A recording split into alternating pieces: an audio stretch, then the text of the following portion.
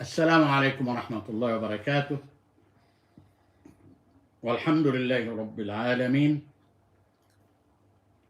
وصلى الله وسلم وبارك على المبعوث رحمة للعالمين سيدنا محمد وعلى آله وصحبه ومن سلك سبيله وتبع هديه إلى يوم الدين وسلم تسليما كثيرا.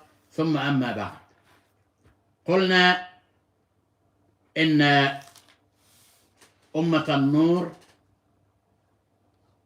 يقول لها ربنا جل جلاله: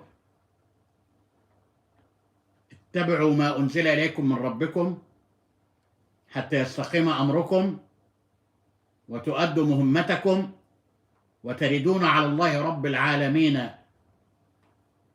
راضين مرضي عنكم. اتبعوا ما أنزل، كل ما أنزل إليكم من ربكم، ولا تتبعوا من دونه أولياء.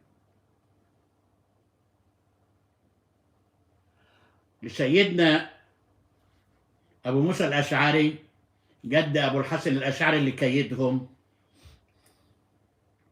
وموقد النار في صدورهم حتى يرد بهم وبه على الله يوم القيامة.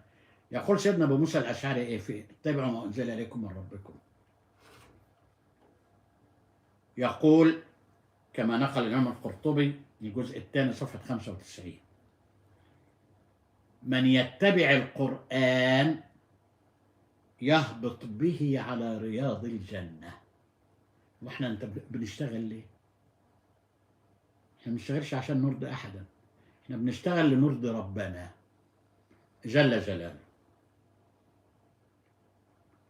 لنرضي ربنا.